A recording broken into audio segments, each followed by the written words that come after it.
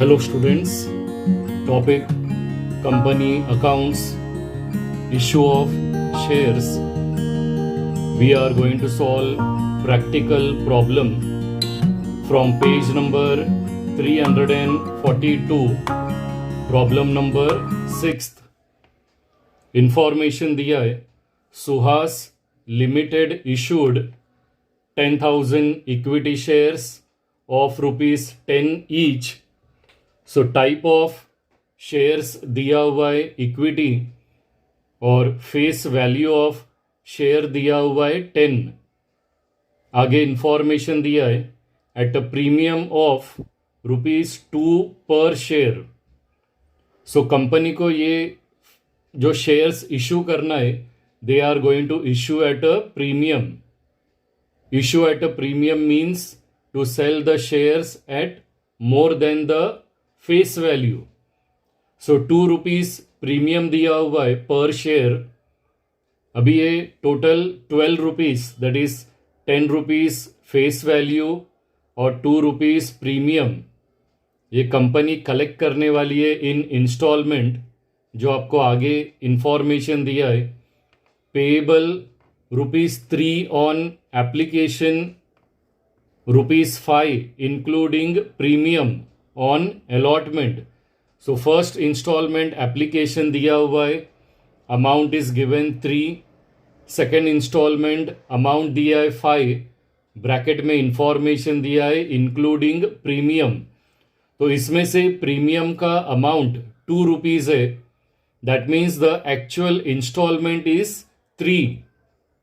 So first instalment is 3 on application, second on allotment 3 on allotment plus 2 premium है, and the balance in 2 calls of equal amount. तो अगर first instalment ₹3 है, second instalment 3 है, तो 3 + 3 6 total amount होता है, and balance amount will कम ₹4. और ये ₹4 बैलेंस 2 कॉल्स में रिसीव होने वाला है. So that will be first call and last one रहेगा फाइनल कॉल. सो दोनों में इक्वल अमाउंट रिसीव होने वाला है. So balance amount is 4. So equal amount आएगा 2 in first call and ₹2 final call. So इस तरह से कंपनी फेस वैल्यू ₹10 कलेक्ट करने वाली है and ₹2 premium they are going to collect in second installment along with the allotment. आगे information दिया है, applications were received for 11,000 equity shares. So company को इशू करना है 10,000 इक्विटी शेयर्स और applications are received for 11,000 equity shares. It means the shares are over subscribed. And for this 1,000 equity shares which are oversubscribed, उसके बारे में आगे information दिया है. And pro rata allotment was made for all the applicants. The excess application money was adjusted towards allotment. तो 1,000 equity shares का जो excess amount received हुआ है, that amount will be adjusted in the second installment, that is along with the allotment. So first installment का जब हम amount calculate करने वाले, तो application money receive होने वाला है कंपनी को for 11,000 equity shares. बट जो बाकी का तीनों भी installment है, allotment, first call and final call, तीनों भी installment का amount calculate करते समय हमें मल्टीप्लाई करना है विथ 10,000 इक्विटी शेयर्स, क्योंकि 1,000 इक्विटी शेयर्स का जो पैसा एक्स्ट्रा रिसीव हुआ है वो अमाउंट एडजस्ट होने वाला है along with the allotment of shares. आगे इंफॉर्मेशन दिया है, Mrs Shobha who were allotted 200 equity shares failed to pay FFC, that is first call and final call, and her shares were forfeited after the final call. So एक जो share holder है उसको 200 equity shares issue किया था, she has failed to pay first call money, that is third installment, and final call money, fourth installment। ये दोनों भी instalment का पैसा उसने पे नहीं किया है। और आगे इंफॉर्मेशन दिया है, and her shares where forfeited after the final call. Last में क्वेश्चन दिया है, show journal entries in the books of Suhas limited and also show it's presentation in balance sheet. तो सबसे पहले इस प्रॉब्लम में हमें जर्नल एंट्रीज पास करना है, लास्ट में हमें बैलेंस शीट प्रिपेयर करना है ऑफ सुहास लिमिटेड। सो इस प्रॉब्लम में आपको एक न्यू ट्रांजैक्शन दिया हुआ है, that is forfeiture of shares. Forfeiture of shares means cancellation of shares. So if a shareholder fails to pay allotment or call money, अगर कोई शेयर होल्डर है, अगर वो अलॉटमेंट या कॉल मनी पे नहीं कर रहा है, देन कंपनी क्या करेगा, सबसे पहले उसको रिमाइंडर लेटर सेंड करेगा to pay the allotment money और कॉल मनी। और रिमाइंडर लेटर भेजने के बाद भी if shareholder fails to pay the call in arrears, that means outstanding amount, अगर वो फिर भी पे नहीं कर रहा है after sending him the reminder letter, then the board of director may take a decision to forfeit the shares. इस problem में क्या हो गया है, जो एक शेयर होल्डर है मिसेस शोभा, उसने third instalment first call and fourth instalment final call, ये दोनों भी इंस्टॉलमेंट का पैसा उसने पे नहीं किया है। So finally board of director have taken a decision to cancel her share, that is to forfeit her shares. Now share forfeiture का हमें जर्नल एंट्री पास करना है। Whenever the shares are cancelled, whenever the shares are forfeited, तो हमें share capital account को debit करना है and हमें क्रेडिट करना है कॉल इन एरियर्स, कि उसने कौन सा इंस्टॉलमेंट पे नहीं किया है। सो मिसेस शोभा, उसने फर्स्ट कॉल और फाइनल कॉल ये दोनों भी इंस्टॉलमेंट उसने पे नहीं किया है, तो ये दोनों भी इंस्टॉलमेंट हमें क्रेडिट करना है and along with both the instalment हमें शेयर फॉरफीचर अकाउंट भी क्रेडिट करना है। शेयर फॉरफीचर अकाउंट हम इसलिए क्रेडिट करते बिकॉज उसने जो फर्स्ट एंड सेकेंड इंस्टॉलमेंट का अमाउंट जो पे किया है उसके लिए हम शेयर फॉरफीचर अकाउंट को क्रेडिट करते। So for forfeiture of share the journal entry will come share capital account debit to call in arrears. जो दोनों भी इंस्टॉलमेंट उसने पे नहीं किया है वो दोनों भी इंस्टॉलमेंट हमें क्रेडिट करना है and along with both the instalment हमें शेयर फॉरफीचर अकाउंट भी क्रेडिट करना है।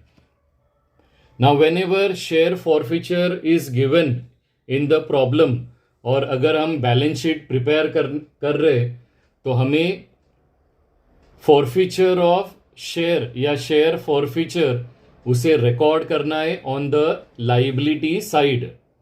और इस प्रॉब्लम में issue of shares will be at premium, and premium means if a share are sold at more than its face value.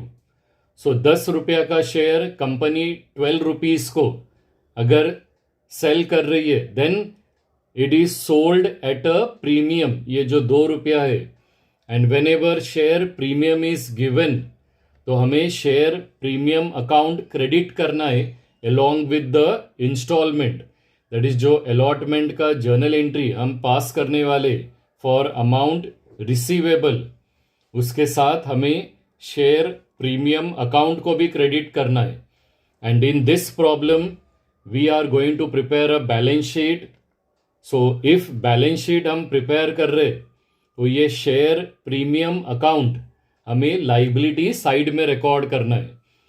So after passing the journal entries हम last में balance sheet prepare कर रहे, तो in balance sheet on the liability side हमें share capital account record करना है, share issued at premium record करना है लाइबिलिटी साइड में, एंड फॉरफीचर ऑफ शेयर, ये तीन हम रिकॉर्ड करने वाले on the liability side. And on the asset side we are going to record के कंपनी को कितना टोटल अमाउंट रिसीव्ड हुआ है. दैट मीन्स बैंक हम रिकॉर्ड करने वाले on the asset side. Now we are going to find out the amount जो company को रिसीव होने वाला है in all the 4 instalment. So first instalment is application. Application is received for 11,000 equity shares. So installment का amount है 3 multiply by 11,000 equity shares. Total amount आएगा 33,000. Now इसमें से कंपनी को सिर्फ 10,000 equity shares issue करना है. So while passing the entry for transferring the amount of application to share capital, इसमें से सिर्फ 10,000 इक्विटी शेयर का पैसा शेयर कैपिटल में ट्रांसफर होगा एंड बाकी का 1,000 इक्विटी शेयर का अमाउंट एडजस्ट होने वाला है अलॉन्ग विथ अलॉटमेंट. सो आगे हमें उसका कैलकुलेशन लिखना है. Capital 3 multiply by 10,000 equity shares, amount will come 30,000 and बाकी का जो एक्सेस अमाउंट रिसीव्ड हुआ है 1,000 equity shares. So 3 multiplied by 1,000, 3,000 will be adjusted along with the allotment. Now the second installment is allotment amount receivable along with share premium. So installment का amount है 3 for allotment multiplied by 10,000. So amount will come 30,000 और 2 rupees is premium. So 2 multiplied by 10,000 equity shares. So 20,000 will come share premium. Now total amount जो receivable है along with allotment, that is 50,000 is for the installment amount allotment and 20,000 is premium. तो total amount receivable है 50,000 और ये 50,000 में से 3,000 is already adjusted while receiving the application for shares. तो bank का एंट्री पास करते समय हमें 50,000 में से 3,000 रुपीज लेस करना है. सो अमाउंट जो रिसीव होगा for the second instalment allotment that will be 47,000. The third instalment is first call. Instalment का अमाउंट है 2. So 2 multiplied by 10,000, amount will come 20,000. And first call के लिए मिसेस शोभा जो है who had purchased 200 equity shares, उसने first call और final call दोनों का भी 200 इक्विटी शेयर्स का पैसा उसने पे नहीं किया है. सो 200 इक्विटी शेयर्स का पैसा अगर लेस रिसीव हुआ है फॉर फर्स्ट कॉल तो हमें कॉल इन एरियर्स कैलकुलेट करना है. सो 2 multiply by 200, so 400 rupees less receive हुआ है. तो बैंक का एंट्री पास करते समय 20,000 जो अमाउंट रिसीवेबल है उसमें से हमें 400 रुपीज लेस रिकॉर्ड करना है. सो 20,000 लेस 400. सो बैंक का एंट्री पास करते समय हमें अमाउंट रिकॉर्ड करना है 19,600. And same is applicable for the final call. Final call का इंस्टॉलमेंट का अमाउंट है 2. सो 2 मल्टीप्लाई बाय 10,000, अमाउंट विल कम 20,000 और इसमें से भी फाइनल कॉल का 200 इक्विटी शेयर्स का अमाउंट कम रिसीव हुआ है. सो 2 multiply by 200, so 400 rupees is call in arrears. It is outstanding, वो पैसा रिसीव नहीं हुआ है. सो बैंक का जर्नल एंट्री पास करते समय हमें 400 रुपीज लेस रिकॉर्ड करना है. तो 20,000 में से 400 लेस करना है. So amount will be received 19,600. So total 4 installment है, application, allotment, first call and final call. तो टोटल हमें 8 जर्नल एंट्रीज पास करना है एंड 9th जर्नल एंट्री हमें पास करना है फॉर फॉरफीचर ऑफ शेयर्स. अब सबसे पहले हम कॉलम्स ड्रॉ करते जर्नल का. ऊपर हमें हेडिंग लिखना है, journal entries in the books of Suhas limited. Now first journal entry हमें पास करना है for application money received. So application का टोटल 11,000 इक्विटी शेयर्स का अमाउंट रिसीव्ड हुआ है and whenever amount is received bank account को debit करना है and we have to credit the instalment account. So first journal entry आएगा bank account debit 33,000 to equity share application account 33,000.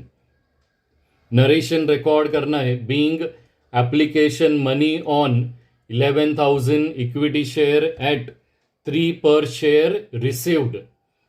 Now इसमें से 1,000 equity share का जो amount है वो कंपनी ने एडजस्ट किया है along with the allotment of shares. So second journal entry pass करते समय हमें इंस्टॉलमेंट को डेबिट करना है and we have to credit equity share capital and equity share allotment account. So second journal entry आएगा equity share application account debit 33,000 to equity share capital account 30,000 to equity share allotment account 3,000. Narration record करना है being application money transferred and excess money adjusted in allotment. Now हमें second instalment allotment का journal entry pass करना है allotment money due that is receivable and whenever amount is receivable हमें instalment को debit करना है and we have to credit share capital and along with share capital हमें share premium भी credit करना है. सो थर्ड जर्नल एंट्री आएगा equity share allotment account debit 50,000 to equity share capital account to share premium account 20,000. Narration record करना है being allotment money on 10,000 equity share at 5 per share due including interest. The installment amount is 3 and 2 rupees is share premium. Amount receivable के बाद next journal entry हमें pass करना है for allotment money received. ये 50,000 में से 3,000 allotment money is already adjusted along with share application. सो हमें 50,000 में से 3,000 रुपीज माइनस करके बैंक का जर्नल एंट्री पास करते समय 47,000 रिकॉर्ड करना है. So whenever we are passing the entry for amount received तो हमें बैंक अकाउंट को डेबिट करना है and we have to credit the instalment account. So fourth journal entry आएगा bank account debit 47,000 to equity share allotment account 47,000. Narration record करना है being allotment money received after adjusting application money. Now we have to pass the next journal entry for the third instalment that is first call money due and since amount receivable है तो हमें instalment को debit करके share capital को credit करना है. So fifth journal entry आएगा equity share first call account debit 20,000 to equity share capital account 20,000. Narration लिखना है being first call money on 10,000 equity share at 2 per share is due. Now इसमें से एक share holder है उसने 200 equity share का पैसा पे नहीं किया है. सो उतना अमाउंट हमें माइनस करना है. सो बैंक का जर्नल एंट्री पास करते समय हमें बैंक अकाउंट को डेबिट करके इंस्टॉलमेंट को क्रेडिट करना है और अमाउंट आएगा 19,600. So sixth journal entry will come for first call money received bank account debit 19,600 to equity share first call account 19,600. Narration आएगा being first call money received except for 200 shares at 2 per share. Now हमें final call का journal entry pass करना है for final call money due and whenever money is receivable हमें instalment को debit करके share capital को credit करना है. सो सेवेंथ जर्नल एंट्री आएगा equity share final call account debit 20,000 to equity share capital account 20,000. Narration record करना है being final call money on 10,000 equity share at 2 per share is due. ना amount receivable का journal entry पास करने के बाद next journal entry pass करना है for final call money received and whenever amount is received हमें bank account को debit करके इंस्टॉलमेंट को क्रेडिट करना है और इसमें से भी 400 रुपीज़ लेस रिसीव हुआ है. सो बैंक का जर्नल एंट्री पास करते समय अमाउंट रिकॉर्ड करना है 19,600. So eighth journal entry will come bank account debit 19,600 to equity share final call account 19,600. Narration record करना है being final call money received except for 200 shares at 2 per shares. So ये 8 journal entries है for 4 instalment और इस problem में after call in arrears board of directors ने last में 200 equity shares को फॉरफिट किया है. That means shares are cancelled and forfeiture का जर्नल एंट्री पास करते समय हमें शेयर कैपिटल को डेबिट करना है. जो इंस्टॉलमेंट का अमाउंट पे नहीं किया है वो दोनों भी इंस्टॉलमेंट को क्रेडिट करना है एंड अलोंग विद दैट हमें शेयर फॉरफीचर अकाउंट को भी क्रेडिट करना है. सो नाइन्थ जर्नल एंट्री आएगा equity share capital account debit. So total 200 equity shares cancel किया हुआ है. So 200 multiplied by 10 amount will come 2,000 to equity share first call account 400 to equity share final call account 400 to equity share forfeiture account amount will come 1,200. 1,200 is amount paid by Mrs. Shobha for first and second installment. So first installment is 3 and second installment is also 3. तो total 6 rupees उसने पे किया हुआ है for 200 equity shares. So 200 multiply by 6 amount will come 1,200. Last में narration record करना है being 200 shares forfeited by company. Journal entries pass करने के बाद अभी हमें बैलेंस शीट प्रिपेयर करना है of Suhas limited and balance sheet में ऑन द लाइबिलिटी साइड हमें रिकॉर्ड करना है share capital, share premium and share forfeiture. ये तीनों भी हमें लाइबिलिटी साइड में इसलिए रिकॉर्ड करना है because all 3 are having credit balance और क्रेडिट बैलेंस को हम रिकॉर्ड करते on the liability side and on the asset side we have to record bank. Bank हम एसेट्स में इसलिए रिकॉर्ड करते because bank is having a debit balance. तो हम सबसे पहले अभी शेयर कैपिटल रिकॉर्ड करते. शेयर कैपिटल हमने 4 जर्नल एंट्री में उसे क्रेडिट में रिकॉर्ड किया हुआ है. Second, third, fifth and seventh journal entry में हमने शेयर कैपिटल को क्रेडिट किया है, तो अगर हम ये चारों भी अमाउंट का टोटल करते तो अमाउंट विल कम 1 लाख। और एक journal entry, 9th journal entry में हमने शेयर कैपिटल को डेबिट किया है, तो 2000 अमाउंट हमें माइनस करना है। तो 1 लाख में से अगर हम 2000 माइनस करते तो अमाउंट आएगा 98,000। आफ्टर रिकॉर्डिंग शेयर कैपिटल अभी हमें नेक्स्ट लाइबिलिटी साइड में रिकॉर्ड करना है शेयर प्रीमियम। अमाउंट विल कम 20,000। और शेयर प्रीमियम के बाद हमें लास्ट में शेयर फॉरफीचर रिकॉर्ड करना है on the liability side. Amount will come 1,200। Now on the asset side we have to record bank. Bank हमने 4 जर्नल एंट्री में रिकॉर्ड किया है, 1st, 4th, 6th and 8th journal entry.